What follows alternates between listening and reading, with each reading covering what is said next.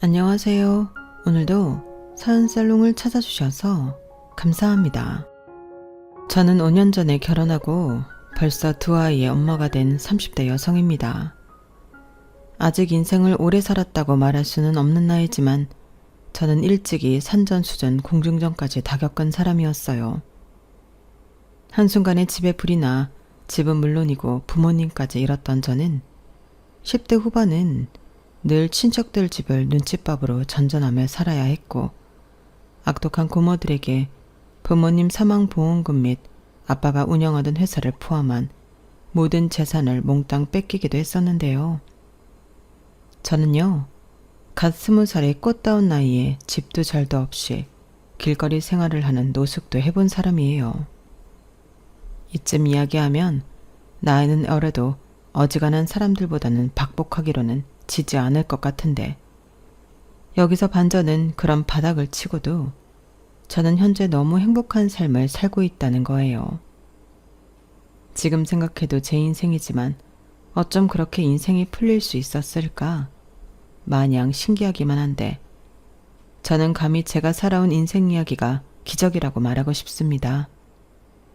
그게 아니라면 설명할 수가 없을 만큼 참 기구하고 또 복받은 인생 이야기인데, 지금부터 제가 살아온 이야기를 여러분들에게 들려드리도록 할게요. 부디 제가 견디고 극복하고 이겨낸 기적 같은 이야기를 함께 해주시길 바라겠습니다. 제 인생 이야기를 하려면 어쩔 수 없이 제 어린 시절 이야기부터 시작해야 하는데요. 저는 어릴 때 부모님의 사랑과 조부모님의 사랑을 듬뿍 받은 사랑이 넘치는 딸이자 손녀였어요. 엄마가 몸이 약하셔서 저를 낳고 자식을 갖지 못하셨는데, 그래서 늘 저에겐 차고도 넘치는 사랑을 주셨죠. 그리고 아빠는 공장이 딸린 제조업 회사를 운영하는 멋진 사장님이셨는데요. 그 회사는 할아버지가 운영하다 장남인 아빠에게 물려준 것이라고 했어요. 그래서 어릴 때 기억이지만 저희 집에는 아빠 차를 운전해 주시는 기사님도 있으셨는데요. 게다가 할아버지는 동네에서 가장 멋쟁이로 소문이 났는데 늘 할머니의 손을 꼭 잡고 다니는 다정한 분이셨죠. 그리고 빠질 수 없는 제 영원한 친구 할머니는 실과 바늘만 있으면 무엇이든 만들어내는 마법사 같은 분이셨는데, 늘 돋보기 안경을 끼고 겨울이면 털실, 여름이면 자수와 미싱을 돌리며 식구들을 깜짝 놀라게 하셨어요. 참고로 제가 어릴 때 입었던 옷은 전부 할머니가 손수 만들어주신 핸드메이드였어요. 덕분에 저는 학교에서 예쁜 옷이 가장 많은 아이로 유명했죠. 그뿐만이 아니었어요. 할머니는 코바늘로 가방도 만들고 인형도 만드는 등 제가 가지고 다니는 모든 걸 제작 담당하셨는데, 그래서 잘은 기억이 나지 않지만 어릴 때 저는 제가 세상에서 제일 행복한 아이라고 생각했던 것 같아요. 나만큼 사랑받고 다 가진 애는 없을 거라고 거만을 떨었던 거예요. 그런데 아무리 철이 없어도 그런 거만은 떨면 안 되는 거였는지, 제 나이 11살에 할아버지가 노환으로 돌아가시고 할머니가 뒤이어 지병으로 돌아가시면서 불행이 시작되었는데, 그때부터 싹수가 노랬던 고모와 작은아빠는 부모 재산을 왜 저희 아빠가 다 받냐고 불만의 소리를 내기 시작했어요. 할아버지가 살아생 전 자식들이 재산 때문에 싸울까봐 일찌감치 재산 증여를 끝내셨는데, 각자의 이유로 그 돈을 날려먹은 사람들이 온전히 그 재산을 쥐고 있던 아빠의 몫을 탐내기 시작했던 거죠. 그러니 할머니 할아버지 살아계실 때는 입도 뻥긋 못하다 두 분 다 돌아가시니 그 검은 속내를 보이기 시작했는데요. 그 탓에 할머니 장례식장은 소란 그 자체였어요. 오빠가 장남이라는 이유로 아빠 사업도 물려받고 집도 물려받았잖아. 이건 너무 불공평해. 우린 자식 아니야? 장남만 자식인가? 그래, 형이 그동안은 엄마 아빠 모시고 살았으니 별말 안 했지만 이젠 두 분 다 돌아가셨으니까 이젠 그 재산들 공평하게 나눠야 한다고 생각해. 뭐야? 니들 진짜 염치도 없다. 사람이 어떻게 그러냐? 나만 엄마 아버지 재산 증여받았어?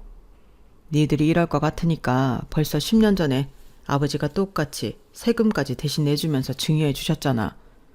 그런데 미령이 너는 네 남편 사업자금으로 쓴다고 그 돈 다 털어먹고, 너는 네 아들 미국 조기 유학시킨다고 다 쓰고, 경찬이 너는 큰돈 벌어보겠다고 사기당해서 홀라당 털려놓고 왜 이제 와서 나한테 그래? 말은 바로 해야지. 그래도 형이 가진 거에 비하면 우리가 받은 건 애들 과자값 아니야? 형은 제일 굵직굵직한 거 받았잖아. 일부러 아버지가 장남이라고 더 챙긴 거지. 맞아. 오빠가 지금 가지고 있는 회사 공장 집 그거 다 우리 엄마 아빠 거지. 오빠 거가 하나라도 있어? 성경이 너 10년 전 기억 안 나? 당장 돈으로 바꿀 수 없는 건 필요 없다고. 다들 바로 팔거나 돈 되는 것들 위주로 니들이 달라고 했잖아. 내가 처음부터 아버지 공장 받는다고 했어? 나 그때 회사 잘 다니고 있었고 나도 민주 엄마도 부모 재산에 욕심 없었거든. 니들이 이럴 거 알았으니까. 근데 그때는 좋다고 지들끼리 다 나눠 가져놓고 이제 와서 불공평하니까 다시 나누자? 회사 공장 집 그거 나더러 내놓으라는 거야? 그때 아버지가 분명히 말했어. 집 가지는 자식은 엄마 아빠 모시는 거라고.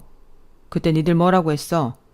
장남 있는데 집은 장남이 갖고 부모도 장남이 모셔야 하는 거 아니냐고 했지. 내 말 틀려? 그야 그건 사실 맞는 말이잖아. 장남이 부모 모셔야지. 맞다고? 뭐가 맞아? 니들은 니들 좋을 때만 장남 팔지. 부모 모시는 건 싫어서 내빼고 있다가 이젠 부모 없고 집만 남았으니까 이젠 그 집이 탐이나? 니들 진짜 왜 그러냐? 언제까지 그러고 살 건데? 회사랑 공장도 그래. 나는 지금이라도 니들이 들어와서 같이 경영하자고 하면 언제든 좋아. 회사랑 공장 나누면 지금까지 그건 물려받아야 하고 있던 나는 어쩌라는 거야? 갑자기 백수라도 되라는 거야? 이 나이에 다시 취직이라도 하라는 소리냐고. 나도 내 힘으로 회사 이만큼 키웠어. 내가 들인 시간과 노력 우습게 알지 마. 내가 정말 내일 엄마 발인이라 참으려고 했는데 꼭 지금 이래야 했냐? 돈이 돌아가신 부모님보다 더 중요해? 이러니 엄마랑 아버지가 임종 때도 니들 안 보고 싶다 하신 거야. 아빠는 그날 화도 화지만 정말 많이 슬퍼 보였어요. 그리고 당시 13살이었던 저는 어린 나이였지만 고모들과 삼촌이 참 미웠는데요.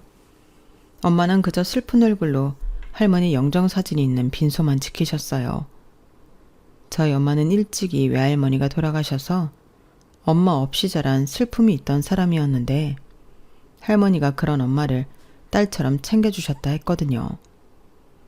그건 어렸던 저도 기억이 뚜렷했는데 할머니는 늘 엄마를 누구 엄마야 하고 부르지 않고 현수가 하고 엄마 이름을 다정히 불러주셨어요. 그 탓에 가끔 밖에서 할머니를 저희 엄마의 친엄마로 보시는 분들도 계실 정도였죠. 그랬기에 그 고부 사이가 얼마나 좋았을지는 설명할 필요도 없었죠.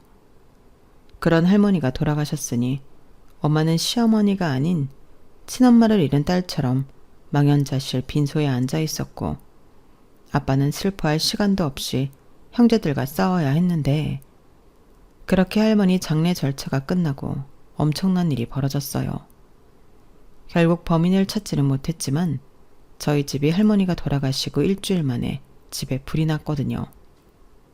제 기억에는 시뻘건 불길 속에 엄마와 아빠가 저를 감싼 것이 다였는데 정신을 차려보니 그 화마 속에 살아있는 건 저 하나였어요.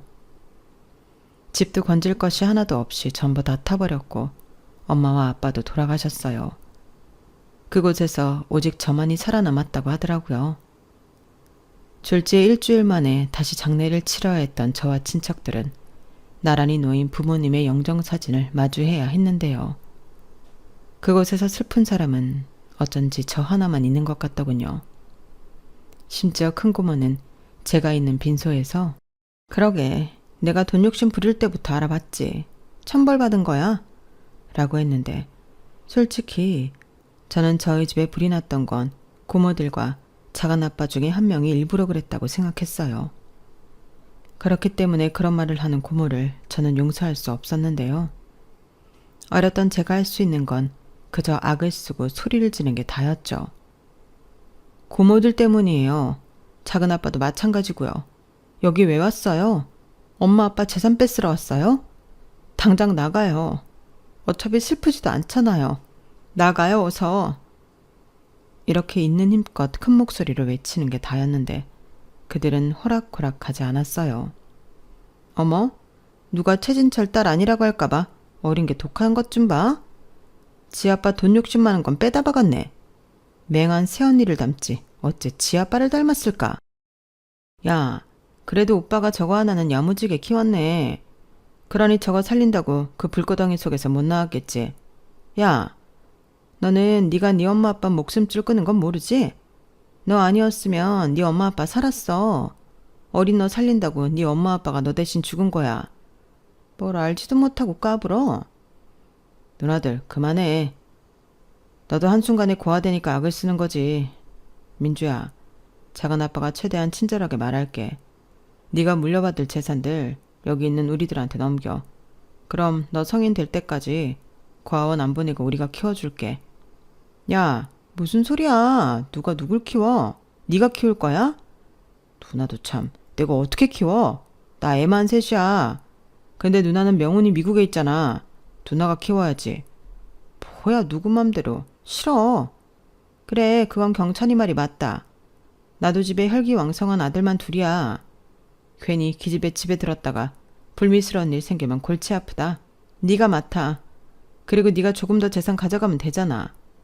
싫어. 언니도 꼭 이럴 때만 나한테 미루더라. 그럼 공평하게 돌아가면서 맡아. 내가 처음 1년 맡을 테니까 순번 정해서 돌아가면서 하자고. 작은 누나, 그럼 뭐 1년마다 애를 돌려 키워? 제 성인 되려면 7년이나 남았는데 그럼 한 사람은 3년이야. 아, 몰라. 그렇다고 나더러 7년을 쟤를 데리고 있으라고? 그 재산 안 받고 말지. 진짜? 너 진짜 오빠 재산 다 포기할 거야? 그럼 깨끗하게 도장 찍고 빠져. 그럼 경찬이랑 나랑 어떻게든 알아서 할게. 언니, 진짜 이럴 때 보면 오빠보다 더해. 알았어. 내가 맡으면 되잖아. 근데 나도 끝까진 못 키우고 중학교 졸업할 때까지만. 우리 아들은 뭐 내내 미국에만 있나. 나머지는 둘이 알아서 해. 알았다 기집애야. 그럼 일단 네가 3년 맞는 거니까 우리는 차차 생각해볼게. 참 기가 막혔어요. 자기들이 뭔데 제 거처와 제가 물려받은 재산을 자기들 멋대로 나누는 건지. 저는 그들이 내 부모를 죽게 만들었다는 것을 확신했어요. 그래서 경찰한테도 이 의심되는 상황을 모두 이야기했는데 경찰분들도 제 편은 아니었죠. 우리 친구가 지금 상황에 그런 생각할 수도 있는데 사람 함부로 의심하면 안 되는 거야. 친척이잖아. 이젠 가족이라고는 친척들 뿐인데 그런 마음 갖지 말고 말 잘 듣고 하늘로 가신 부모님 속상하지 않게 착하게 잘 커. 경찰 중에 유일한 여자 경찰 언니는 저를 생각해준답시고 이렇게 말했는데 저는 그때 처음으로 깨달았어요. 세상이 제 편이 아니라는 것을요. 그 뒤 제 인생은 신데렐라도 울고 갈 정도로 비참하고 서러운 시간들이었는데 학교에는 갈 수 있었지만 그것 말고는 저는 아무것도 할 수가 없었어요.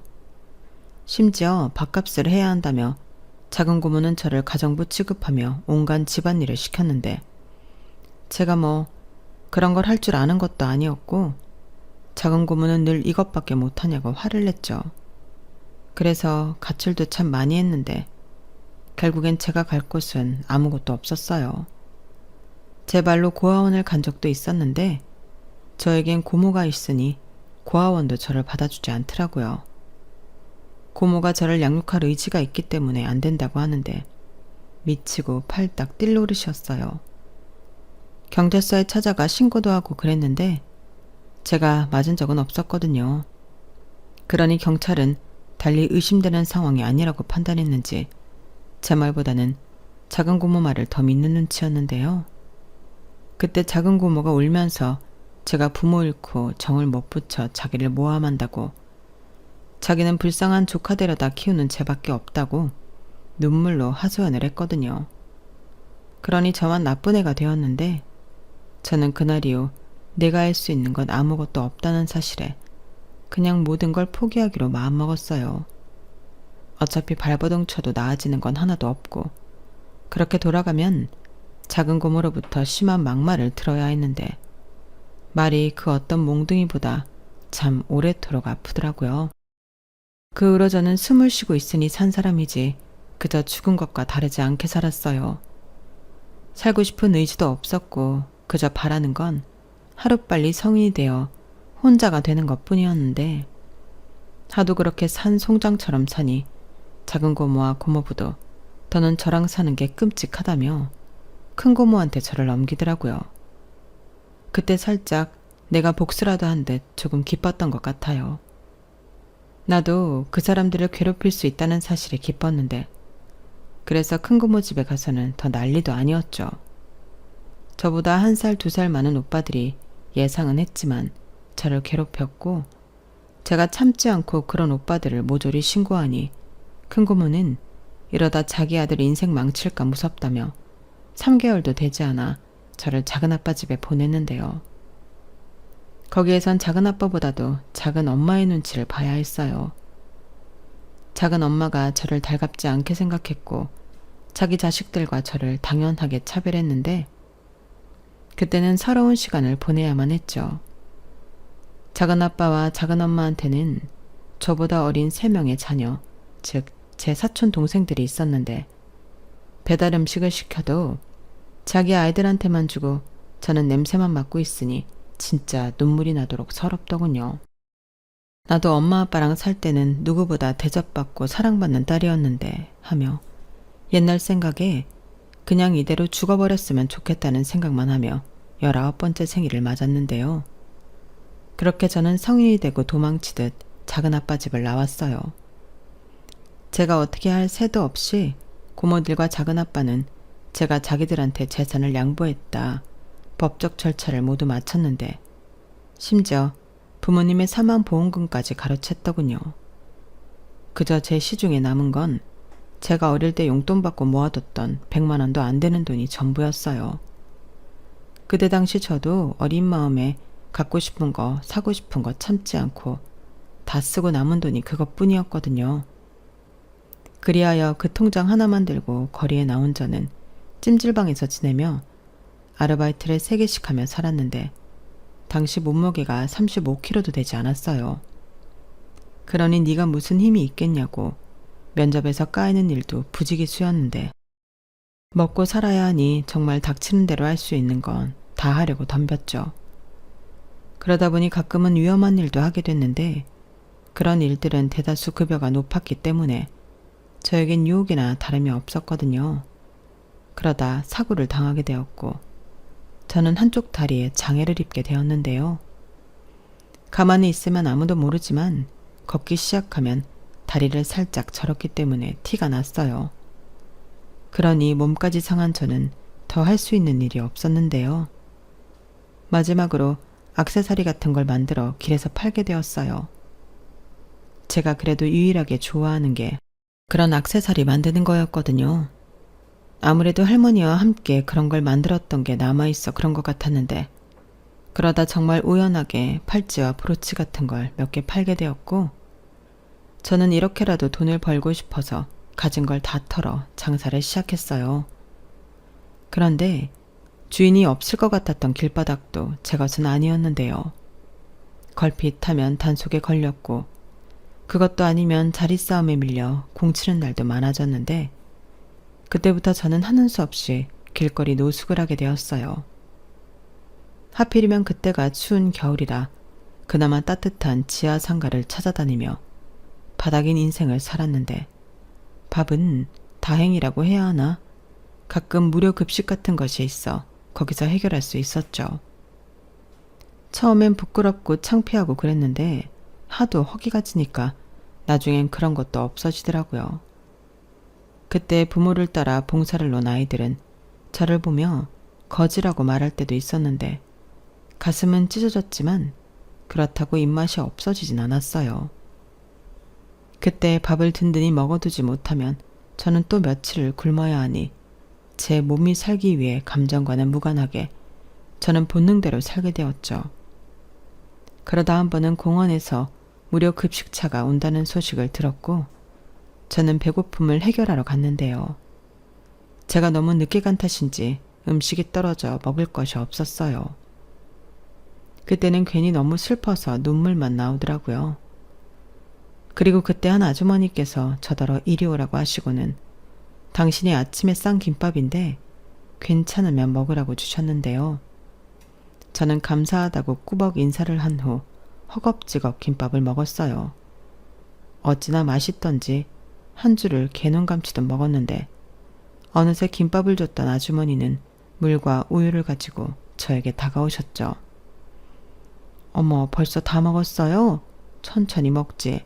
그러다 체하면 어쩌려고. 혹시 괜찮으면 내가 옆에 좀 앉아도 될까요? 네? 네. 근데 제가 씻지를 못해서. 괜찮아요. 내가 비염이 심해서 냄새를 잘 못 맡거든요. 그리고 여기 있는 사람 중에 아가씨가 제일 깨끗해요. 정말요? 다행이다. 여기 물이요. 그리고 이건 내가 방금 편의점에서 산 우유인데 이따 저녁에 배고플 때 먹어요. 감사합니다. 근데 혹시 김밥 아주머니 점심 아니셨어요? 제가 뺏어 먹은 건 아닌지. 아유, 참 별걸 다 걱정이네. 나는 이것저것 많이 주워 먹어서 괜찮아요. 그나저나 그 김밥 내가 먹으려고 집에 있는 재료로 대충 싼 거라 맛이 있었는지 모르겠네. 맛있었어요. 제가 김밥 진짜 오랜만에 먹었는데 최고로 맛있었어요. 그래요? 정말 다행이다. 칭찬 들으니까 기분이 좋네. 나는 남자들이랑만 살아서 그런 칭찬 받아본 적이 없거든요. 이래서 딸이 있어야 하는데. 아유, 미안해요. 우리 아들이랑 나이가 비슷해 보여서. 실례가 안 되면 내가 몇 살인지 물어봐도 될까요?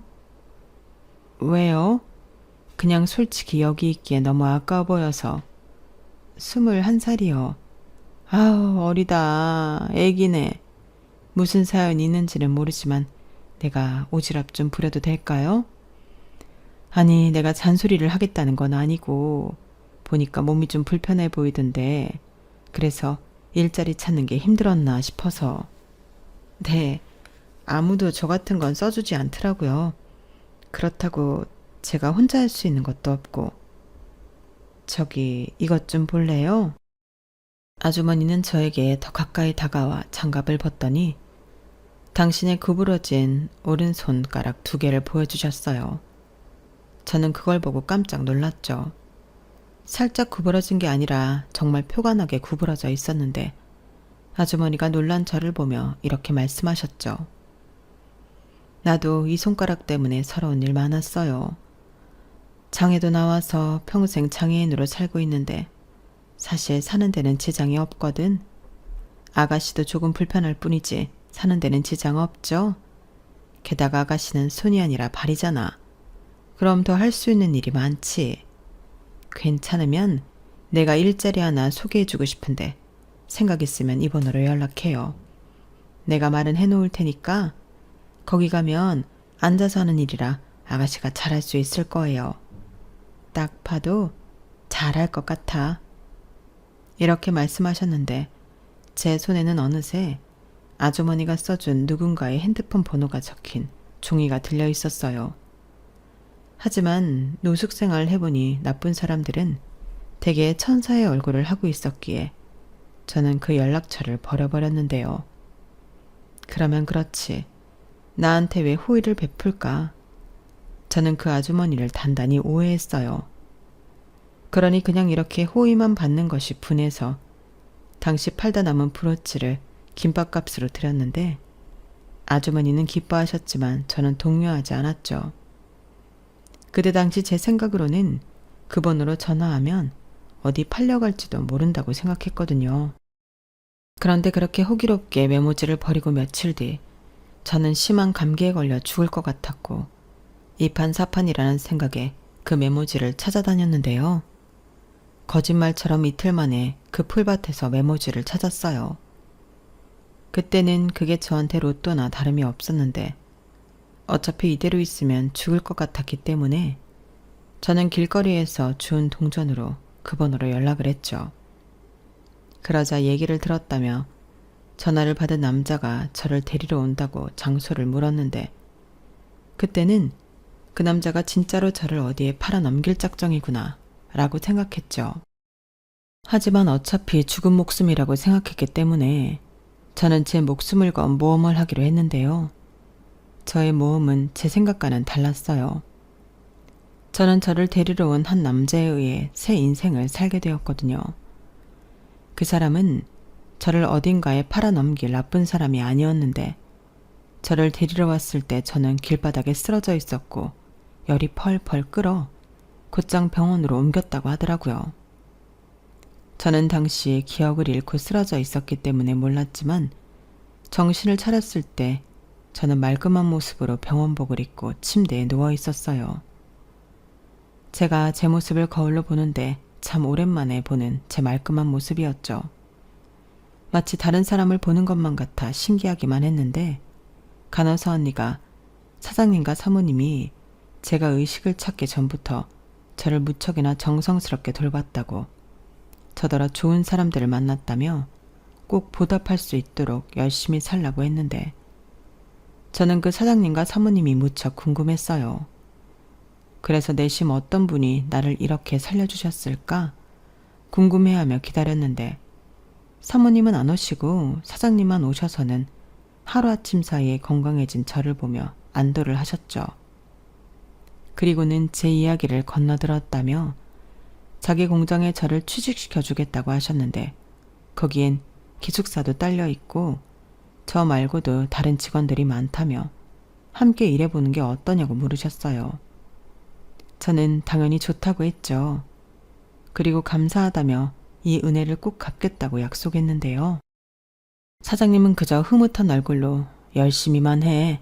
그럼 그게 은혜 갚는 거야. 라고 하셨는데요. 그 웃는 모습이 어렴풋이 저희 아빠의 얼굴을 닮은 듯 울컥하고 눈물이 차올랐어요. 그렇게 저는 사장님의 공장에 취직하게 되었고 전에 김밥을 주신 아주머니 말처럼 앉아서 손으로 조립을 하는 단순 노동일을 하게 되었는데 제가 원래도 손재주가 있다 보니 그런 단순 노동일은 쉽기도 하고 재미도 있었어요. 게다가 몇 번 하다 보니 속도도 붙었는데 저는 금세 공장의 에이스가 되어 있었죠. 그래서 그 중에 가장 어려운 작업을 도맡아 하기도 했는데요. 저는 손으로 하는 건 뭐든 자신이 있었어요. 게다가 제가 잘하면 주변에서 저를 칭찬해주는 사람들이 있으니 신이 났었는데 저는 그제야 그 힘든 시간을 죽지 않고 버틴 걸 잘했다고 생각하게 되었죠. 그리고 그때는 오해했지만 저에게 이곳을 소개해준 아주머니에게 감사하다는 말을 꼭 전하고 싶은 마음이었는데요. 무슨 이유 때문인지 사장님께는 제가 여러 번 그분을 만나 감사 인사를 하고 싶다고 해도 돌아오는 건 거절 의사였어요. 나도 그러고 싶은데 당사자분이 극구 싫다고 하네. 민주가 잘 지내고 있는 것만으로도 너무 기쁘다고 했어.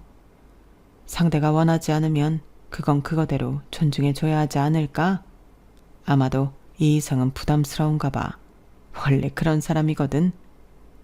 라며 사장님은 멋쩍게 웃으셨어요. 저는 혹시나 사모님이 제가 알고 있는 아주머니가 아니신가 물어도 봤는데 우리 집사람? 에이, 아니야. 라고 하셨고 저는 너무 궁금했지만 그쯤에서 포기할 수밖에 없었어요. 그래서 아쉬운 마음에 감사 편지를 쓰고 정성스럽게 소원 팔찌라는 것도 만들어 편지지에 동봉했는데 사장님은 활짝 웃으며 이 정도는 내가 전달할 수 있지. 엄청 기뻐하겠는걸? 라고 하시더군요. 그렇게 저는 제 마음을 조금이나마 전달하고 그분의 건강과 행복을 바랬어요. 그리고 그렇게 시간은 흘러 저는 25이 되었고 친구도 사귀고 언니 오빠 더 나아가 이모 삼촌까지 사귀며 학교 다닐 때도 느끼지 못했던 즐거운 한때를 공장에서 보냈는데요. 그러던 중 드디어 저에게도 늦은 첫사랑이 찾아왔어요. 그 사람은 공장에 들어온 지 얼마 되지 않은 저보다 4살 많은 오빠였는데 저처럼 현장에서 일하는 직원이 아닌 사무실에서 일하는 사람이었죠. 그래도 다른 분들과는 다르게 곧잘 현장에 찾아와 인사도 하고 바쁘면 일도 도우며 사람이 참 밝고 예의가 바른 사람이었는데요. 그러니 현장 직원이 모두 그 남자를 좋게 봤어요. 게다가 여기서는 보기 드물게 대학도 나왔다 하고 원래는 다른 회사에 다니다 집 형편이 나빠져 야근 수당과 특근 수당을 받을 수 있는 이곳에 취직을 했다고 했는데 너무 의외였어요. 사실 현장 직원이 아닌 이상 야근이나 특근 나올 일이 사무직은 없었거든요. 그래도 그 사람은 정말 돈이 많이 필요했는지 저희들 야근할 때 함께 했고 물량이 많아 주말도 반납하고 일을 할 때면 출근해서 함께 일을 했는데 저 사람도 어지간히 상황이 어려운가 보구나 그런 마음이 들더군요. 그러면서 남을 상대로 그런 마음을 갖게 되다니 스스로 놀라웠는데 그렇잖아요. 누가 누굴 불쌍하게 보냐고요. 하지만 그게 관심이 뭔지 저는 그 사람이 자꾸만 신경이 쓰였고 잘해주고 싶었는데 그 사람은 저의 작은 호의에도 크게 고마워했죠. 사실 진짜로 별거 아닌 것들이었는데 그 사람은 늘 고마운 표현을 예쁘게 하는 사람이었어요. 그러고 보니 제 다리가 불편한 걸 아는데도 그 어떤 편견 없이 저를 대해줬는데 그런 사람을 좋아하지 않을 방도는 저에겐 없었어요. 그래도 차마 고백할 용기는 없어서 그저 짝사랑에 그칠 마음이었는데 무슨 일인지 우리는 서로 같은 마음이라는 걸 우연히 알게 되었어요. 그 사람이 다른 사람에게 저를 좋아한다는 말을 했나 보더라고요.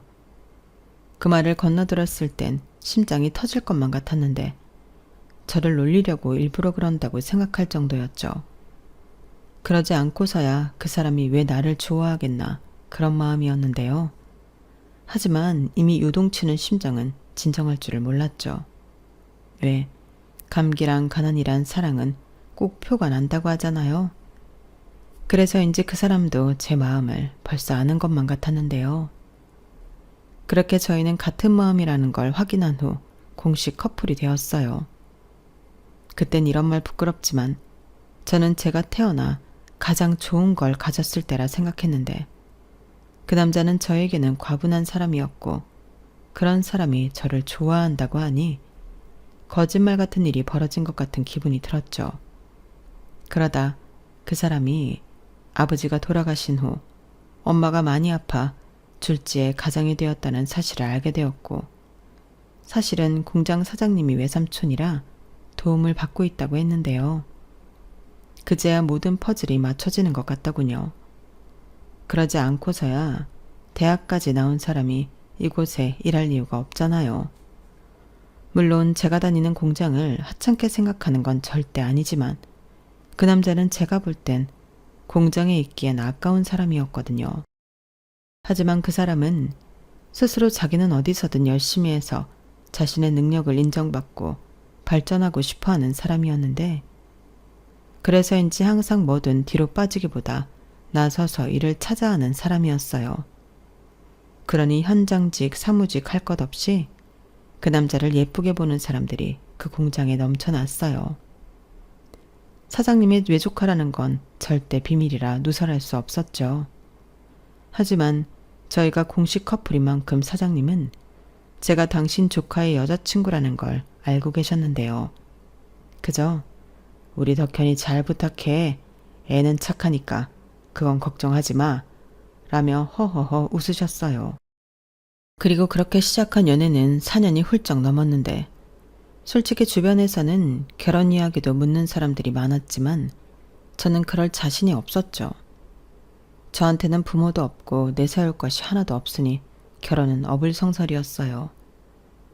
하지만 남자친구가 된 그 남자는 저에게 결혼하자고 프로포즈를 했고 엄마도 건강이 많이 좋아지셔서 인사를 가자고 했는데 남자친구가 갑자기 그러더라고요. 우리 엄마가 민주 너 보면 진짜 좋아하겠다. 이렇게 말하는데 저는 이게 지금 무슨 말인가 싶었죠. 그런데요.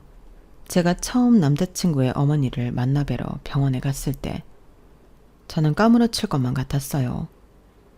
그 이유는 제가 그토록 만나고 싶었던 김밥을 주신 아주머니가 그곳에 있었기 때문이었어요. 마치 저에게 보여주기 위해서 일부러 한 듯 제가 그때 들었던 브로치와 소원 팔찌를 착용하고 계셨는데 정말 많이 아프셨던 건지 많이 야유어 계시더라고요. 하지만 그때처럼 저를 보고 활짝 웃으셨는데 저는 거꾸로 눈물이 나왔어요. 어떻게 이러고 계세요? 이 말부터 덜컥 나왔는데 아주머니, 아니 어머니는 저에게 가까이 오라며 저를 따뜻하게 안아주셨죠. 그리고는 우리가 이렇게 될 인연이었나 보네요. 잘 지내줘서 너무 고마워요.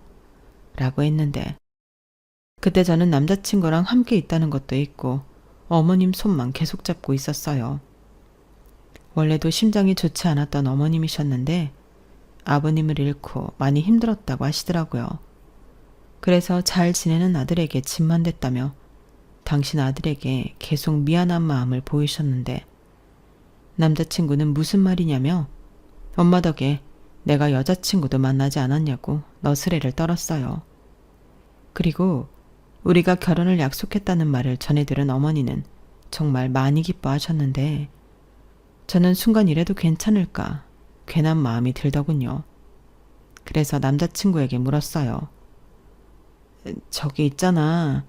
이건 정말 내가 높아심에 물어보는 건데 나랑 결혼해도 괜찮겠어? 어머니도 손가락이 불편하시잖아. 근데 결혼하는 여자도 발이 불편하면 자기는 장애 가진 여자만 둘을 봐야 하는 거 아니야? 이렇게 물었어요. 남자친구는 그게 무슨 말이냐며 처음으로 화를 냈어요. 자기는 자기 엄마의 장애를 단 한순간도 부끄러워하지 않았고 오히려 그런 장애가 있어도 남을 위해 봉사하는 엄마가 자랑스러웠다며 제 장애도 자기는 한 번도 심각하게 생각한 적이 없다고 했는데 그 말을 듣는 제가 너무 부끄러웠어요. 저는 제 장애가 늘 부끄러웠거든요. 그래서 남자친구와 데이트할 때도 최대한 숨기고 싶어 영화관이나 카페로 주로 움직이지 않고 앉아있는 곳에서 시간을 보내길 원했는데 저 때문에 남자친구가 다른 사람들로 하여금 불쾌한 시선을 받을까 늘 전전긍긍했어요.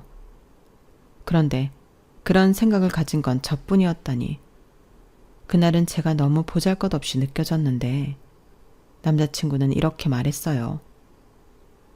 나는 처음 민주 너를 봤을 때도 그런 건 전혀 개의치 않았어. 그리고 삼촌한테 또 엄마한테 네 이야기를 들었을 때는 포기하지 않고 여기까지 왔다는 게 대단하게 느껴졌거든. 그런 건 아무나 못하는 거니까. 그러니까 나는 남들보다 조금 불편함을 안고서는 민준이가 부끄러운 게 아니라 늘 대견했어.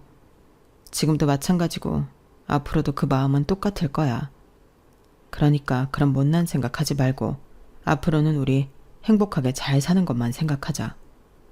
진짜 장애는 몸이 아니라 마음에서 오는 거야. 저는 남자친구의 그 말에 눈물을 펑펑 쏟았어요.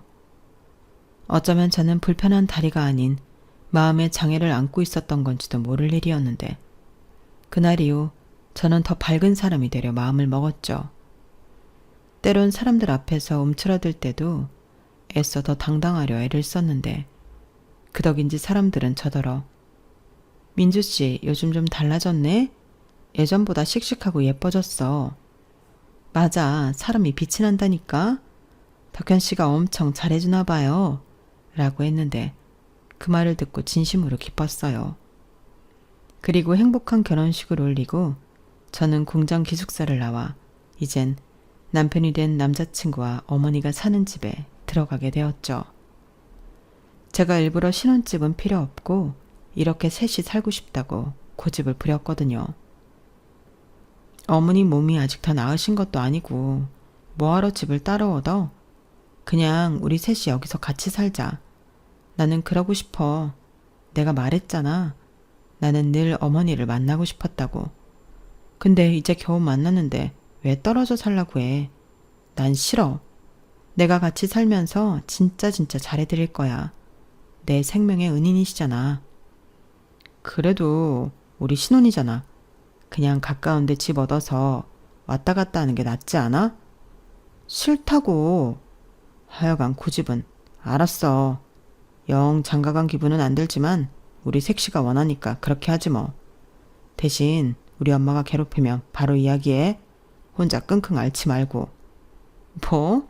누가 나를 괴롭혀. 말도 안 돼. 아저씨나 잘하세요. 안 그럼 바로 어머니한테 가서 이른다. 저는 그렇게 결혼식도 간소하게 신혼 살림도 필요한 몇 가지만 해서 남편과 시어머니 집에 들어와 가족이 되었어요. 늘 집이라는 곳은 저에게 눈칫밥만 먹게 하는 곳이었는데 결혼 후 갖게 된 집은 전혀 그런 곳이 아니었죠. 낡은 것도 많고 세월의 흔적도 많은 곳이었지만 저는 그 모든 것들이 멋들어져 보였어요.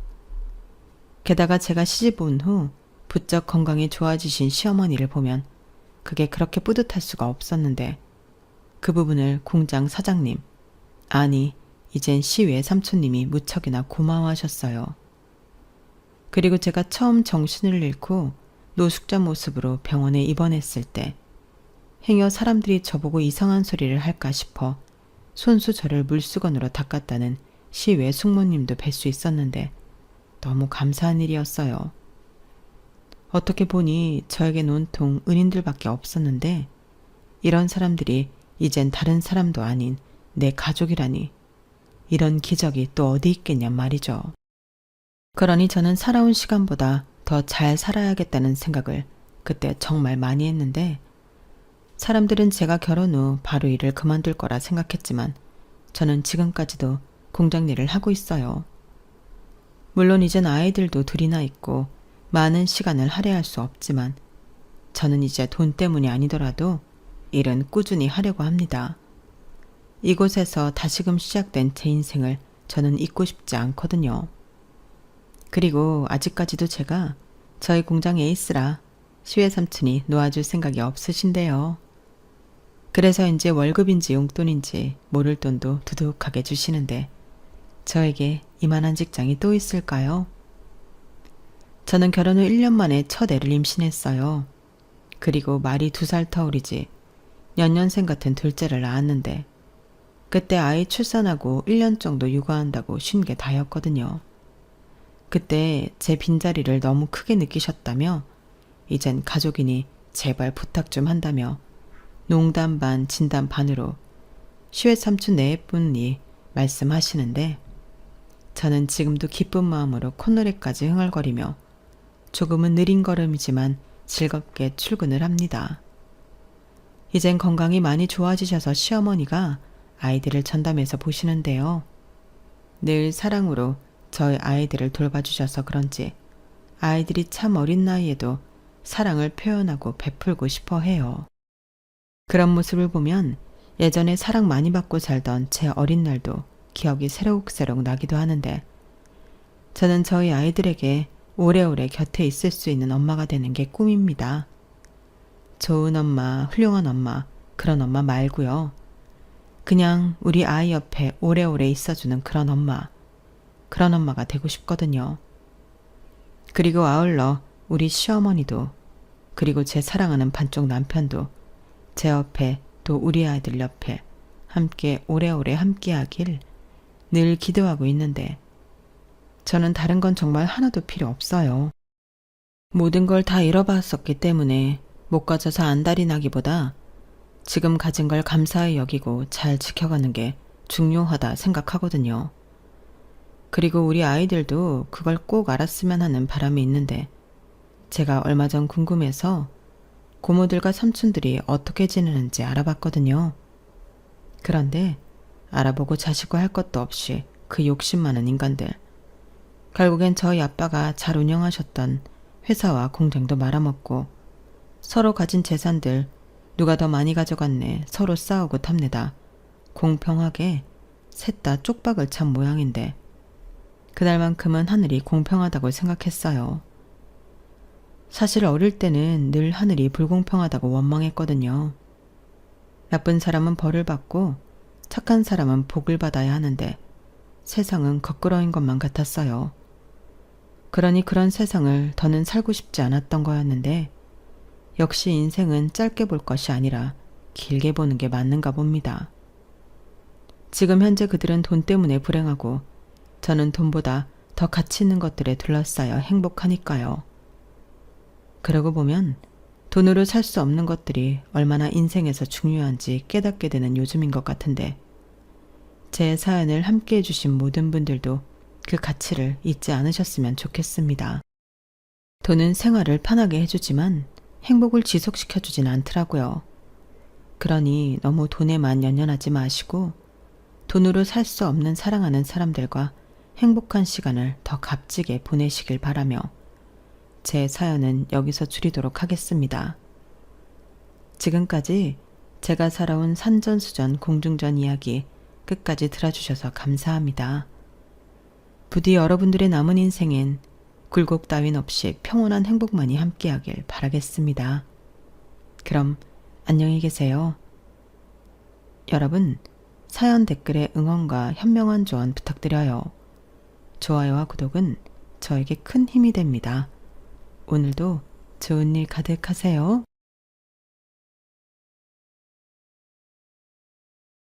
안녕하세요. 오늘도 사연살롱을 찾아주셔서 감사합니다. 저는 열등감과 질투로 똘똘 뭉친 며느리에게 최고의 교훈을 선사한 60대 여성입니다. 저는 며느리가 딱 하나 있는데요. 아들이 둘인데 큰아들은 자유로운 삶을 추구해서 평생 결혼을 안 하겠다고 종지부를 찍었거든요. 그래서 처음이자 마지막이 될 며느리를 무척 귀하게 여겼어요. 게다가 제가 시댁살이를 경험한지라 저희 시어머니처럼 되고 싶지 않아서 더 노력했죠. 그런데 며느리가 저를 미워하고 싫어했어요. 처음에는 이유를 몰랐죠. 그런데 여러 사건들을 통해 며느리에게 열등감과 질투가 있다는 걸 알았어요. 처음엔 며느리가 느끼는 열등감과 질투가 제 잘못인 것 같아서 더 아끼고 잘해줬어요. 하지만 며느리는 더욱 싫어하는 감정을 숨기지 않더라고요. 그러다 사건이 생겼어요.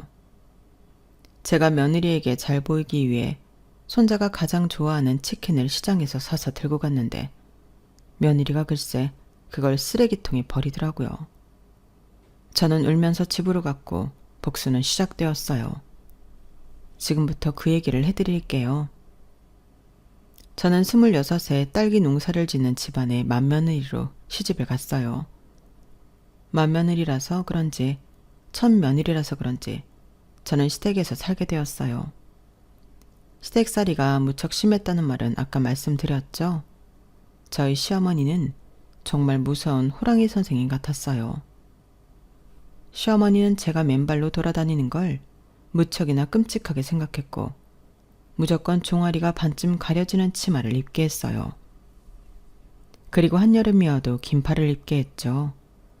제가 몸에 열이 무척 많은 편인데 그래서 가을에도 땀띠를 달고 살았어요. 그리고 그해 겨울에 저는 첫 아이를 임신했는데 시어머니는 자기도 임신을 했을 때 다 했던 일이라며 여전히 똑같은 강도로 집안일을 시켰어요. 그런 걸 생각하면 제가 어떻게 그런 시어머니와 살면서 사남매를 낳았는지 모르겠어요. 게다가 제가 연년생으로 첫째와 둘째 아들을 낳았는데요. 아들인데도 시어머니는 제게 칭찬은 무슨 고생했다는 말조차 하지 않았어요. 당연한 거다. 내 며느리라면 당연히 아들을 낳아야지. 나는 아들만 셋이야. 우리 집안에 오면 아들 낳는 복은 타고나게 되어 있어. 그런데 제가 셋째와 넷째를 딸을 낳았어요. 시어머니는 아이의 성별을 확인하고서 혀를 찼죠. 그러더니 친정으로 산후조리도 못 가게 했어요. 저는 고작 일주일, 그것도 채 되지 않아 부엌으로 복귀했어요. 그때 산후조리를 제대로 하지 않은 게 지금까지 말썽이에요. 더구나 저희 집은 시아버지가 이장이어서 농가에서 품앗이를 하고 회풀을 푸는 곳이 늘 저희 집이었어요. 명색이 이름 있는 집안이라 제사도 많은데 말이에요. 그래서 저는 시어머니와 함께 살 때 부엌 밖으로 1시간 이상 있었던 적이 없어요. 물론 동서들이 생기고 나서는 조금 처지가 괜찮아졌지만 저는 여전히 시댁에서 분가하지 못했어요. 둘째 아주버님은 서울에서 변호사로 있었고 막내 아주버님은 집안 농사를 짓지만 시댁이 그렇게 넓지 않아 분가했거든요. 이럴 줄 알았으면 두 번째로 결혼하는 건데 말이에요. 그래서 다른 동서들은 시댁에 있을 때만 듣는 잔소리를 저는 하루 종일 들어야 했어요. 정말 귀에서 피가 날 정도였어요. 하지만 그럼에도 저는 아이들 앞에서는 티를 내지 않았어요.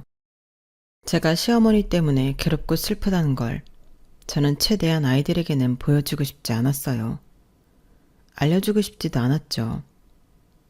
그래서 저는 아이들 앞에선 최대한 웃었어요. 그런 저의 노력에 답이라도 하듯 아이들은 건강하게 잘 커졌어요. 아이들 모두 잔병치레는 있었지만 입원을 할 정도로 크게 아픈 적은 없었어요. 그리고 학교에 불려갈 정도로 사고를 친 적도 없었죠. 교우 관계도 좋았고 성적도 좋았어요. 사춘기 시절에도 크게 방황하지 않았고요. 특히 첫째는 속을 썩이긴커녕 저희 부부의 자랑거리였어요. 첫째 아들은 여자애들과 비교해서도 말이 빨라 어릴 때부터 조잘조잘 말하는 것을 좋아했어요. 그래서 친구들도 많았고 매년 반장을 놓치지 않았죠.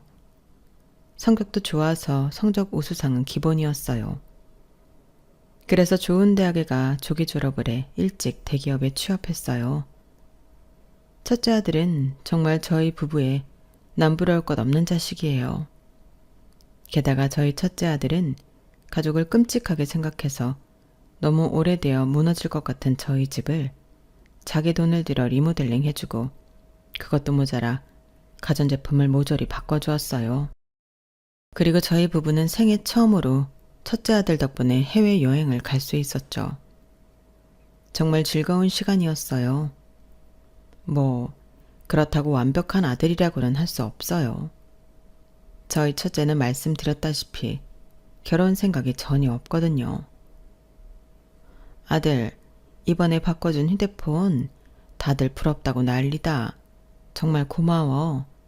그런데 얼마 전에 냉장고랑 다 바꿔줬는데 너무 무리하는 거 아니니? 아니에요. 어차피 그 돈 벌어서 저 혼자 다 못 써요. 이참에 효도도 하고 좋죠 뭐. 그러게 그거 다 벌어서 같이 쓰면 좋을 텐데. 엊그제 수철이는 여자친구랑 계곡 갔다고 하더라. 너는 이번 여름 휴가 때 어디 안 가니? 왜 안 가요? 이번 여름에 발리 갈 거예요. 어머 정말? 누구랑? 혼자 가죠. 어머니는 참, 제가 여행 갈 때 누구랑 같이 가는 거 봤어요? 엄마는 걱정되어 그러지. 어릴 땐 친구들이랑 여기저기 많이 가더니 어느 순간부터 혼자만 다니니까. 애들이랑 갈 때도 있어요. 그런데 다들 바쁘고 시간 내기 어려우니까요. 혼자 가면 누구랑 시간 조율하고 장소 정하고 그런 건 없잖아요. 혼자 하고 싶은 거 다 하고 얼마나 좋아요? 정말 결혼할 생각이 없는 거야? 아직은요. 아니다. 괜히 엄마한테 기대감 주는 것도 나쁜 거겠죠. 저 정말 생각 없어요. 그래도 수철이 있잖아요. 큰아들의 생각은 완고했고 저는 그 이상 강요하고 싶진 않았어요. 이제 다 컸고 엄연한 성인이고 그런 와중에 이래라 저래라 하고 싶지 않더라고요. 물론 아쉽긴 아쉬웠죠. 솔직히 자식이 좋은 사람을 만나 결혼해 아이도 낳고 안정적으로 살길 바라잖아요. 그리고 저는 결혼이 진정한 어른이 되는 길이라고 생각하거든요. 솔직히 큰아들의 결심을 듣고 마음이 아프지 않았다고 하면 거짓말이죠. 게다가 저희 막내딸마저 큰오빠의 영향인지 결혼을 안 하겠다고 했어요. 결혼은 미친 짓이야. 다들 왜 그렇게 연애를 하고 결혼에 목숨을 거는지 모르겠어. 둘 다 너무 감정 낭비고 시간 낭비야. 그 두 가지만 안 해도 내가 배로 성장할 수 있다고. 안 그래요? 나는 그래서 우리 큰오빠가 연애도 안 하고 결혼도 안 하겠다는 거 이해해. 나도 그럴 거고. 아직 어린애가 무슨 말이야. 벌써부터 그렇게 편견을 가지면 안 좋아. 편견은 무슨. 엄마 정말 그렇다니까. 일주일은 만나는 게 연애래. 내 인생이 내 인생이 되는 게 결혼이고. 난 싫어요. 나는 내 인생이 좋아. 저는 이런 이야기를 들으면 암담했어요. 때로는 저희 부부가 본보기를 잘못 보여준 걸까 싶기도 했어요. 솔직히 저희 부부가 의리는 있지만 애틋하고 사랑스럽진 않거든요. 하지만 이제 와서 다 늙어서 그럴 수도 없고, 사실 저희 또래 부부들은 다 그렇잖아요. 저희 또래 부부들이 손잡고 다니면 100% 불륜이라고 그런 말이 왜 나왔겠어요. 그렇게 두 놈이 결혼을 안 하겠다고 선언한 와중에 저희 둘째 아들과 셋째 딸, 얌전한 고양이가 부뚜막에 먼저 올라간다고 둘 다 혼전 임신으로 결혼을 했어요. 그리고 팔자가 도는 건지 둘째 아들이 결혼하고 다음에 셋째 딸이 결혼을 했는데요. 같은 해 같은 날에 혼전 임신 사실을 알게 된 것도 모자라 조건들이 너무 비슷했어요. 그래서 팔자가 도는구나. 팔자가 형제간에도 돌 수 있구나. 이런 생각이 절로 들었어요. 그때 둘째 아들이 여자친구의 임신 사실을 말하려고 레스토랑에서 음식을 포장해 왔어요. 저희 부부는 아무것도 모르고 맛있게 식사를 했죠. 그런데 아들이 갑자기 눈치를 보더니 여자친구가 임신을 했다는 소리를 했어요. 저희는 아들이 여자친구가 있다는 것만 알았고 누군지는 몰랐어요. 그래, 임신을 했다고? 그래서 누군데? 아, 저희 가게에서 일하는 아르바이트생인데 손도 빠르고 꼼꼼하고 성실하고 그래요. 뭐? 아르바이트생? 그럼 어리다는 이야기잖아. 얼마나 어린데? 설마? 엄마, 무슨 상상을 하는 거예요? 저 그렇게 비도덕적이지 않아요. 2살밖에 안 어려요. 내가 일찍 시작했잖아요. 그럼 25이라는 건데, 그럼 우리 수희랑 똑같잖아. 대학교를 졸업했대?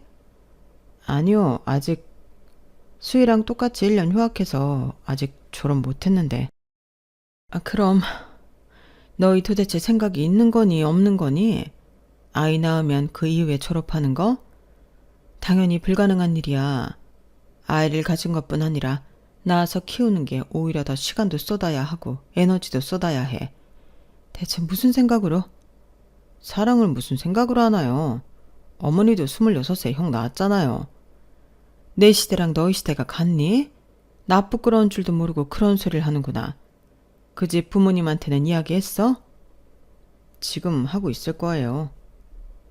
저와 남편은 억장이 무너질 것 같아서 찬물을 들이켰어요. 그런데 옆에서 안절부절 못하던 셋째 딸이 기어들어가는 목소리로 말하더라고요. 엄마, 아빠 사실은... 뭐? 똑바로 얘기해야지. 저도 임신했어요. 뭐? 네가 언제 남자친구가 있었어? 늘 있었는데 그냥 말할 필요가 없어서 이야기 안 했을 뿐이에요. 넌 누군데? 대체 어떤 놈이 내 딸을? 아빠 진정하세요. 오빠는 일단 저보다 5살 많고. 뭐? 야, 내가 낫네. 나는 2살 차이밖에 안 나는데 5살 차이면 너랑 완전 아저씨 아니야. 오빠는 좀 조용히 해라. 그리고 직업은 작곡가예요. 대형 기획사에서 음악 만들고 있어요. 하여튼 너는 예술병 있는 애들만 좋아한다니까. 대중음악이라 꼭 순수 예술인 건 아니거든. 나랑은 달라. 더 어른스러운 사람이라고. 그래서 나도 바뀌었어요. 대중문학도 써보려고요. 드라마나 연극이나 뮤지컬도 좋고요. 이게 다 오빠가 바뀌게 해줬어요. 그럼 뭐하니? 너 임신했다며. 임신한 상태에서 글을 잘 쓸 수 있겠어? 네가 지금 임신한 지 얼마 안 돼서 할 수 있을 것 같지만 몸 무거워지고 신체 변화 오기 시작하면 의자에 앉아있는 것도 힘들어. 그리고 아까도 얘기했지만 아이를 낳으면 그만큼 너한테 쏟을 수 있는 시간이 없어. 너 절필하게 될지도 모른다고.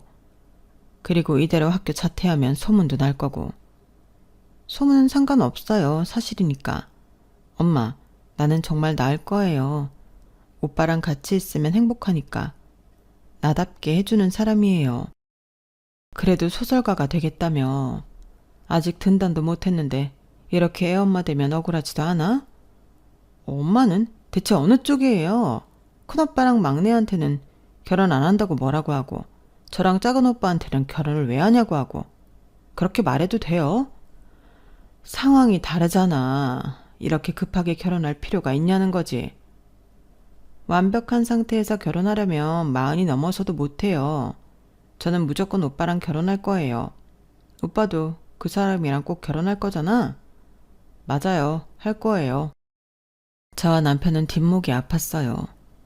솔직히 아들과 딸의 힘겨운 미래가 뻔히 보여서 말리고 싶었어요. 하지만 딸의 말이 틀린 것도 아니었어요. 누구는 결혼하라고 하고 누구는 하지 말라고 하고 상대에 따라 다르게 말한 제가 불공평하긴 했어요.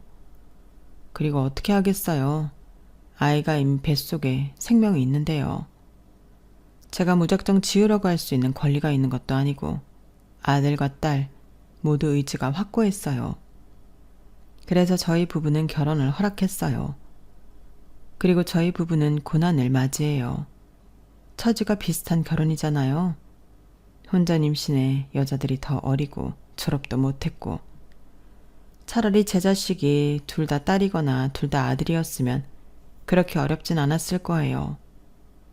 특히나 남편과 저는 상견례에서 너무 괴로웠어요. 아들 상견례에선 제 딸이 생각나서 고개를 조아리게 되고 딸 상견례에선 저희 아들이 생각나 상대 가족이 미워도 미워할 수 없게 되었죠. 특히 저는 사위 될 사람과 그 가족이 너무 미웠어요. 제 딸 인생을 망친 사람 같았거든요. 그런데 아들 상견례 뒤에 딸 상견례를 했다 보니 이해까진 아니지만 대놓고 미워하고 욕을 하고 비상식적으로 굴 수 없더라고요. 오히려 아들 상견례가 의아했어요. 상대 측 부모가 저희에게 화를 내지 않더라고요. 오히려 저희 아들을 칭찬했어요. 저는 그렇게 생각합니다. 남자라는 생물은 자기 여자를 지켜야 하고 그러기 위해선 배포가 있어야 한다고요. 그리고 그게 바로 사업이죠. 저는 최서방이 사업을 하고 있고 번창하고 있다는 게 정말 기특하고 마음에 듭니다. 그리고 제가 이제껏 잘 봐왔습니다. 우리 최서방이 제 딸 사장으로 있으면서 철저하게 계산하되 너그럽고 친근하게 행동하는 모습을 잘 봐왔어요. 모르셨겠지만 저희 식구들끼리 최서방 가게에 가서 식사를 한 적도 있습니다. 그때 저를 모르면서도 무척 친절하게 대하더군요. 그때도 점수를 더 줬습니다, 제가. 그러셨습니까? 저희 아들을 잘 봐주셔서 감사합니다. 너무 그렇게 죄인처럼 있을 필요 없습니다. 순서만 바뀌었을 뿐이지 다들 거쳐가는 일 아니겠습니까? 너무 염려도 하지 마시고 너무 죄송해하지도 마십시오. 저희 딸도 뭐 잘하기만 했겠습니까? 그렇게 말씀해 주시면 감사하죠. 네네. 저희는 최서방이 저희 집 식구로 와서 정말 기쁩니다. 자자, 다들 한잔 하시죠.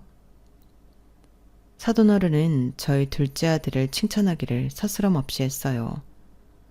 들어보니 사돈어른이 양말 공장을 운영하는 것 같더라고요. 양말 공장이 가족회사인 모양이었어요. 안사돈과 사돈총각도 양말 회사에 있는 눈치였어요. 아무튼 자기 사업을 한다는 유대감이 저희 아들을 돋보이게 한 모양이에요. 그래도 다행이죠. 저 사실 아들 상견례 때 무척 긴장했거든요. 하지만 그게 불행의 서막이었어요. 둘째 아들이 결혼한 지 5년이 되었을 때 저희 부부가 그렇게 반대한 일이 일어났어요. 둘째 아들이 자기 장인어른 공장을 웃돈 주고 산 거예요. 그걸 어떻게 알게 되었냐면 며느리가 저희 집에 와서 말 실수를 했거든요. 어머님, 별다방 아시죠? 거기서 뭐 가지고 싶은 거 있으세요? 쿠폰도 좋고 텀블러도 좋고요. 그건 갑자기 왜? 뭐 텀블러는 있으면 좋지. 그쵸? 그럼 분홍색이 좋으세요? 아니면 파란색? 요새 새로 나왔어요. 그런데 그거 비싸지 않니? 비싸면 안 사줘도 된다. 공짜로 받는 거예요. 걱정 마세요. 왜? 쿠폰 있어? 아빠한테 전화하면 돼요. 사돈어른이 별다방 내셨니? 네, 그냥 부업으려. 내가 알기로는 별다방 내려면 건물 지어야 한다고 하던데? 사돈어른 건물 사셨니? 무슨 돈으로? 저와 남편이 묻자 며느리는 무척 당황했고 옆에 듣고 있던 둘째 아들도 당황했어요.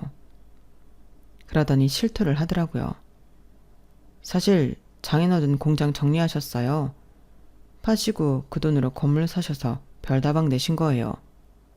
네, 그런 거예요. 이제 아빠도 나이 드셔서 관리하기 힘들다고 하셨거든요. 그 말은 전에 들어서 알고 있다. 그래서 네가 샀니? 저번에 그렇게 말했잖아. 요새 양말 공장 전망이 어떠냐고 나한테 물었잖아. 그래서 내가 말했지.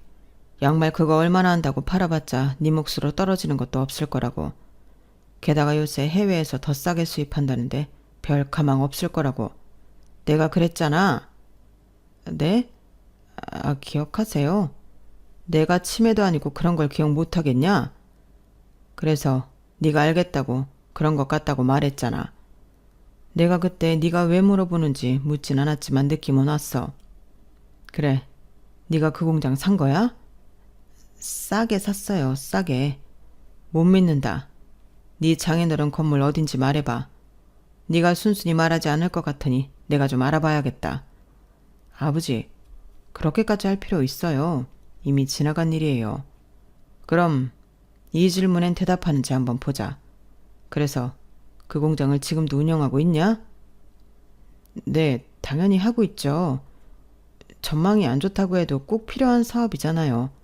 지금 잠깐 주춤하는 것뿐이지 품질로 밀어붙이면 될 거라니까요. 지금 현 상황을 봐라. 양말 다 뒤집어 봐. 메이드 인 코리아가 어딨어? 다 메이드 인 차이나지.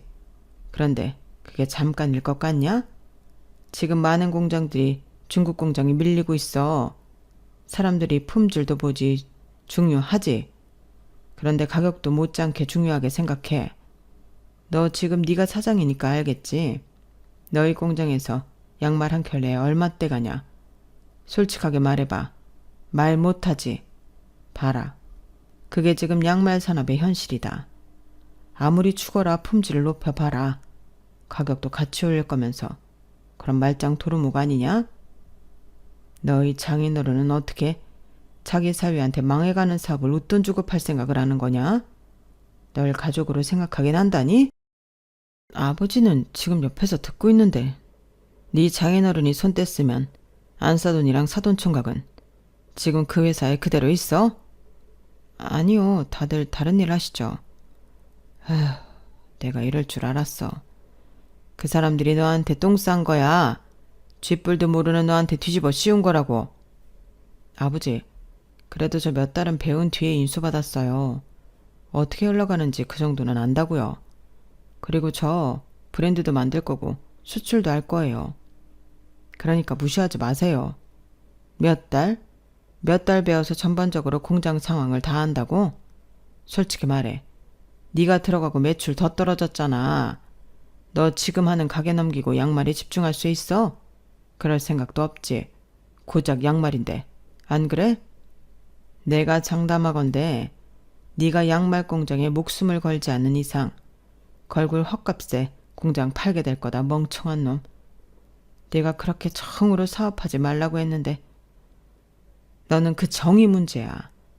사업을 할 때 냉정하게 사람을 봐야 한다고. 저번에 네 가게에서 계속 손님이랑 싸운 주방 이모, 너 계속 데리고 갔지? 그분은 사정이 딱해서 갑자기 그 이야기를 왜 하세요? 왜 하긴 해야 하니까 하지. 그 아줌마 사정을 왜 네가 봐줘야 해? 설명해봐. 그럼 사장인 제가 봐주지 누가 봐줘요? 그래서 네 가게에 손실이 어느 정도 있었는지는 확인 안 했냐? 사업은 냉철한 머리로 하는 거야. 내가 말했지. 너는 절대 사업하면 안 된다고. 사업할 조건이 안 된다고. 아, 그래서 딸기 농장도 저 안 주시려고요? 냉정한 머리를 가진 형한테 다 주려고요? 뭐? 제가 그 속셈을 모르는 줄 아세요? 저도 다 알고 있어요. 아버지가 무슨 생각을, 무슨 미래를 그리는지 다 알고 있다고요. 아버지, 요새 형한테 자주 전화하죠? 그래서 언제 일 그만두고 고향으로 내려올 거냐고.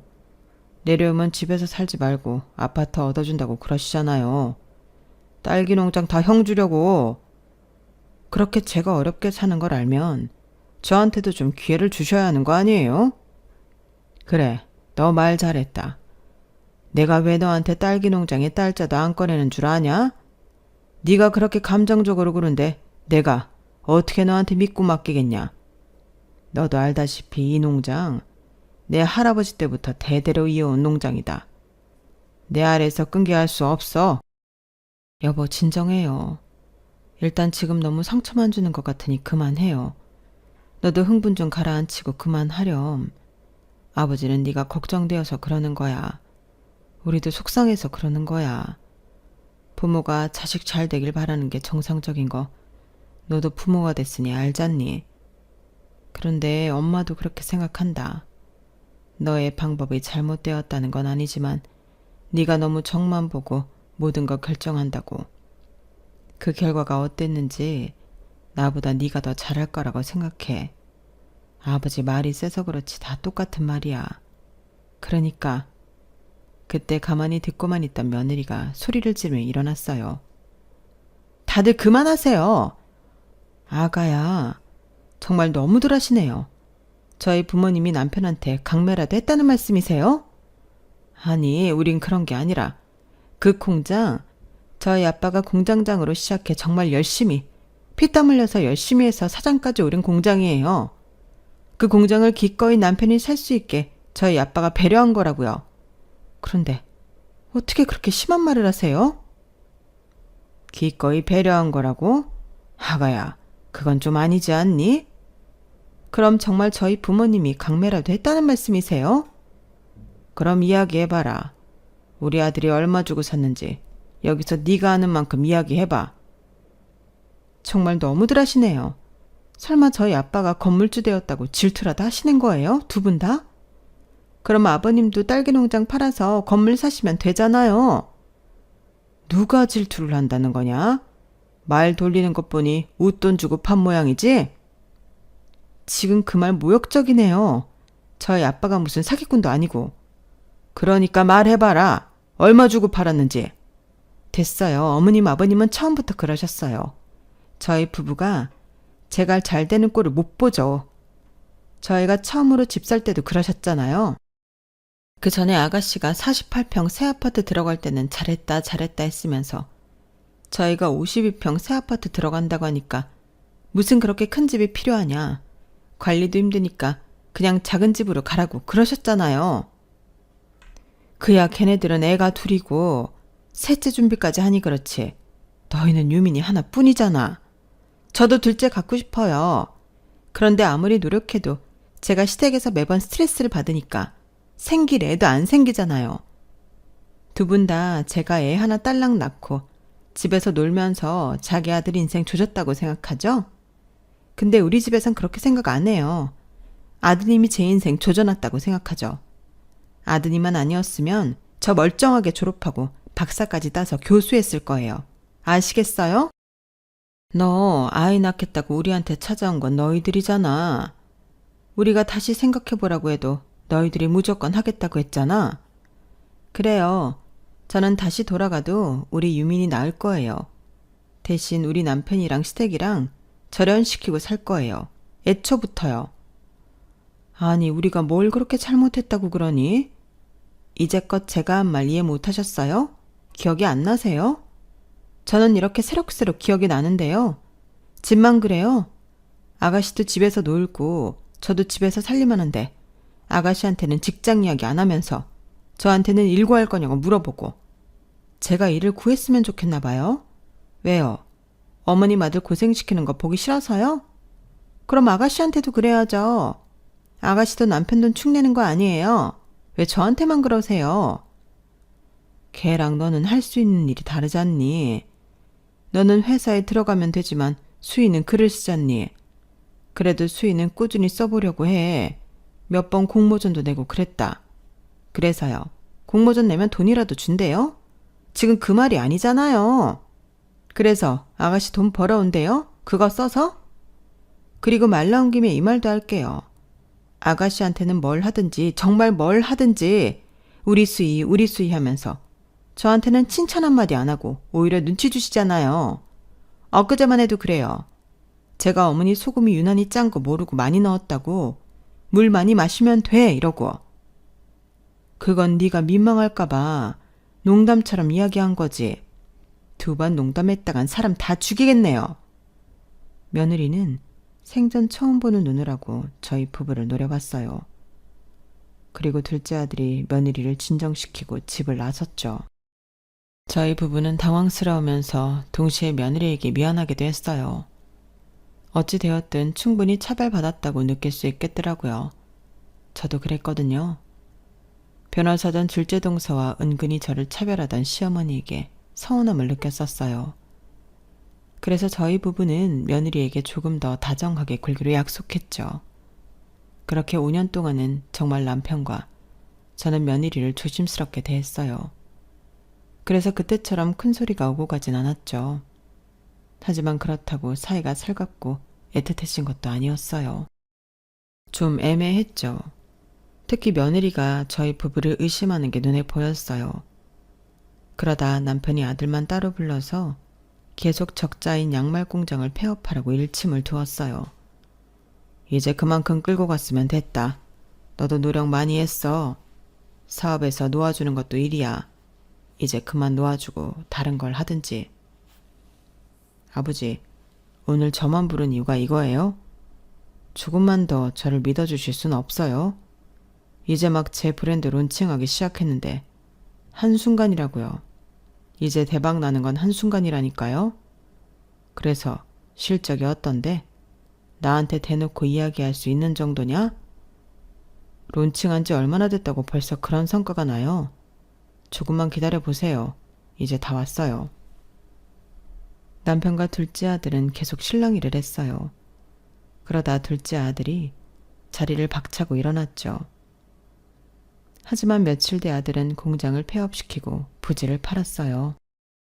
그리고 배달 대행 업체를 준비하고 있었죠.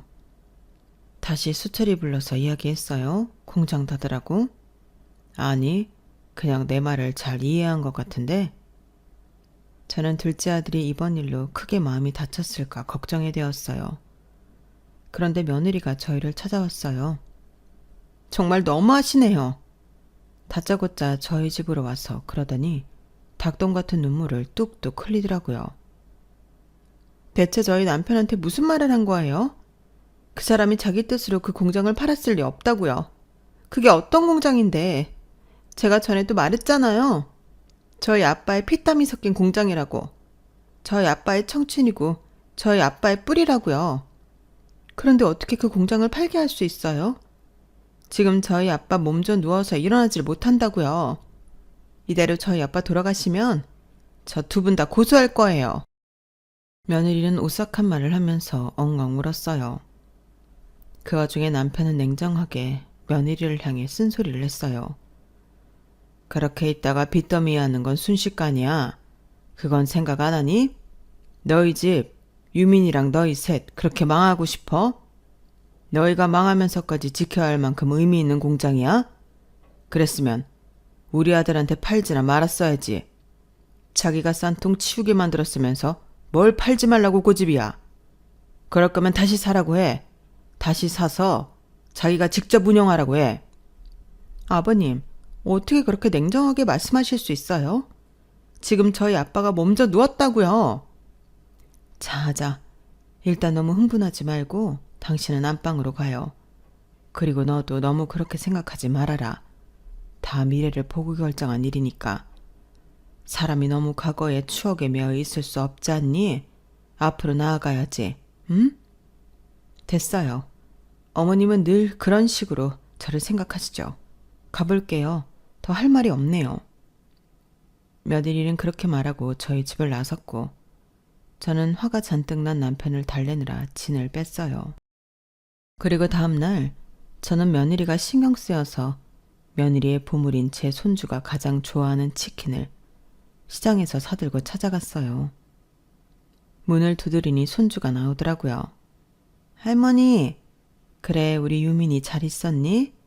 할머니가 네가 제일 좋아하는 치킨 사왔다. 와 신난다. 엄마 지금 먹어도 돼요? 어쩜 그렇게 우리 아들을 많이 닮았어? 너희 아빠도 너만 했을 때 치킨을 제일 좋아했어. 혼자서 한 마리를 다 먹었다? 우리 유민이도 할 수 있나 볼까? 할 수 있죠. 그렇게 화기애애하게 손주와 대화를 나누는데 며느리가 치킨 봉투를 휙 하고 낚아챘어요. 그리고 한숨을 푹 쉬더니 쓰레기통에 버렸죠.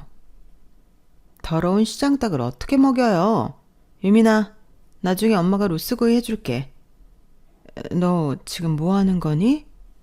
며느리는 제 말을 듣는 둥 마는 둥 손주를 방으로 들여보냈어요. 제가 당황스럽고 화가 나서 지금 뭐 하는 짓인지 물었죠. 저 이제껏 어머님이 주신 거 한 번도 먹은 적 없어요. 저희 남편도 마찬가지고요. 싹 다 버렸거든요. 뭐? 그러니까 이것도 다 가져가세요. 저번 주랑 이번 주에 저한테 준 반찬들이에요. 필요 없어요, 이런 수작. 저한테 안 통한다고요? 이런 수작이라니. 아니, 이것들을 다 어디에 뒀길래 이렇게 냄새가 나? 어디에 뒀긴요?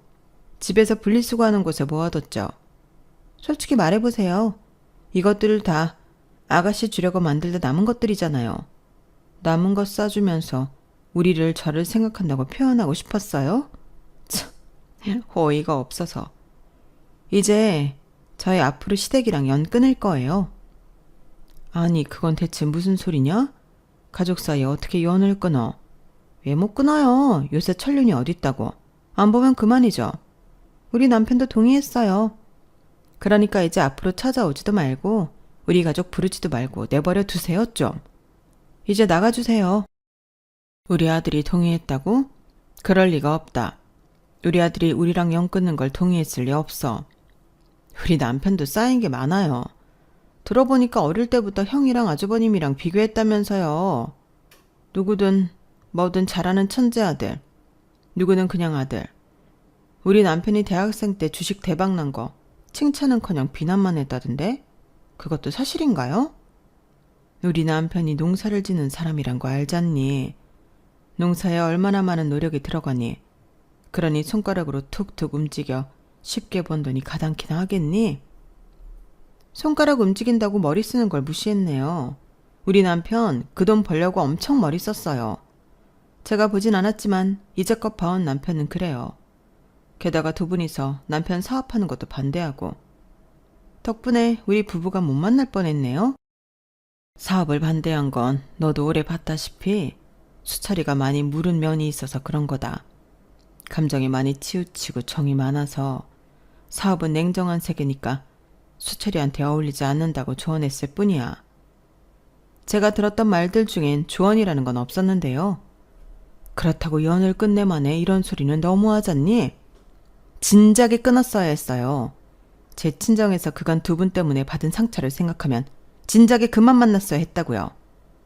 아직도 우리 아빠는 몸져 누워있는데 정말 일말의 미안함도 없네요. 그러면서 며느리는 저를 밀며 집에서 나가라고 했어요. 그렇게 저는 며느리 집에서 쫓겨나 울면서 집으로 돌아왔죠. 집에 가보니 남편이 있더라고요.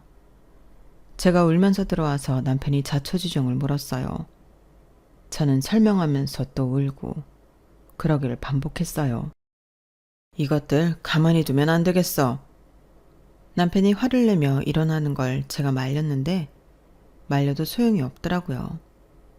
남편은 반나절을 밖에 있었고 들어와서 딱 한마디만 했어요. 이제 다 해결됐으니 걱정 마. 그리고 자세한 설명은 없었어요. 그렇게 며칠 뒤 둘째 아들 부부가 저희 집을 찾아왔어요. 다짜고짜 둘째 아들이 저희 남편에게 화를 내더라고요. 아버지, 이게 무슨 일이죠? 오늘 이삿짐 센터가 저희 집에 왔어요. 다짜고짜 짐을 빼라는데 저희 집이 팔렸다고 하던데요. 남편이 둘째 아들의 말을 듣고 아무런 대답을 하지 않았어요. 그러자 둘째 아들은 미쳐 날뛰기 직전의 표정을 짓더니 서류 하나를 테이블에 던졌어요. 그리고 이건 뭐예요? 지급 명령이요? 지금 당장 그 큰 돈을 어떻게 갚아요? 제 사정 다 아시면서 이렇게 나올 수 있어요? 그러게, 나는 더 올려받을 수 있을 때 그 공장 팔라고 했다. 말을 안 들은 건 너고. 그럼 손해도 너만 봐야지. 아버지! 이제 아버지로서 내가 해줄 수 있는 건 다 했다. 나는 내가 너에게 이런 걸 해줌으로써 네가 정신을 차리길 바랐다. 그런데 지금 나한테 따지는 걸 보니 아무래도 그런 것 같구나. 집에 대한 이야기는 미리 하지 않아 미안하구나. 그래도 일단 집이 팔리게 되었으니 나한테 찾아오는 게 아니라 너와 네 부인, 아들이 살 보금자리를 만드는 게 우선 아니냐? 네가 어엿한 가장이라면 말이야. 지금 이 상황에서 제가 어떻게 집을 구해요? 지금 제가 아버지한테 배신을 당했는데 정말 너무하신 거 아니에요? 정말 형한테 하는 행동이랑 저한테 하는 행동이랑 하늘과 땅 차이잖아요. 형한테는 이렇게 한 적 없잖아요. 지금 제 처지가 형 처지면 이렇게 하겠어요? 네? 배신이라니. 그 말은 이제껏 너를 믿어준 나한테 엄청난 모욕이구나. 내가 너랑 형을 비교하고 차별했다고? 그래. 나도 사람인지라 똑같은 자식이라도 더 아끼는 자식이 있어. 그건 인정하마. 하지만 그렇다고 나는 차별하거나 미워하진 않았다. 오히려 너는 아픈 손가락이었지. 그래서 항상 안쓰럽고 안타까웠다. 그리고 생각을 해봐라. 내가 너를 차별하고 미워했다면 그 큰 돈을 왜 빌려주겠냐? 자그마치 3억이다. 네가 구렁텅이에 빠지는 게 싫어서 내가 준 돈이 3억이야. 그리고 그 아파트도 네가 네 와이프 소원 이뤄주고 싶다고 해서 내가 구해준 거잖아. 그런데도 내가 너를 차별하고 미워해? 솔직히 말해, 내가 네 형한테 52평짜리 새 아파트를 사줬냐? 아니면 3억이란 돈을 빌려줬냐? 말해봐라. 그리고 아가야, 너도 말해봐라. 네가 우리가 셋째랑 널 차별한다고 했지? 내가 셋째가 그 아파트 살 때 보태줬다고 하더냐? 그거야 저도 모르죠. 형은 딸기 농장 주실 거잖아요. 내가 피땀 흘려서 일고 내 땅이야. 내 사업이고. 너도 사업해서 알지 않냐? 당연히 냉정하게 잘할 수 있는 사람에게 맡기고 싶은 것 아니냐? 저를 못 믿으시는 거 그게 차별이에요. 넌 아직 더 커야 된다. 그걸 차별이라고 생각하는 것부터 고쳐야 한다. 그런 걸 뭐라고 하는 줄 아냐? 열등감이라고 하는 거야. 살아가면서 열등감처럼 필요 없는 게 없어. 그리고 솔직히 말해서 내가 내 아파트 네 명의로 해줄까 물었을 때 너 아니라고 한 이유가 있지? 네? 세금 내기 싫어서 그런 거잖아. 그리고 이제껏 살면서 나한테 세금 준 적 한 번도 없고. 아니에요. 그건 정말 오해예요. 그래서 내가 3억 빌려줄 땐 혹시 몰라 차용증 쓴 거다. 그걸로 지급 명령 내렸고. 아버지, 정말 너무하시네요. 그리고 아가야, 너도 나한테 갚을 게 있지 않니? 내가 얼마인 줄은 잘 모르지만 네가 내 금고에 손을 댔더구나. 그러면서 남편은 CCTV를 캡처한 사진을 며느리에게 내밀었어요. 며느리가 그 사진을 보더니 화들짝 놀라더군요. 어머 아버님, 이건 정말 오해예요. 저 그러지 않았어요. 어머나, 정말 오해예요. 전 금고인 줄도 모르고. 몇 년 전에 이미 우리 막내한테 들켰다면서. 내가 물어보니 막내가 이야기하더구나. 네가 5만 원 몇 뭉치를 가방에 넣는 걸 말이야. 여보, 정말이야? 아니야, 나 그런 적 없어. 그럼 고소를 해볼까? 법 앞에서는 답이 나오겠지.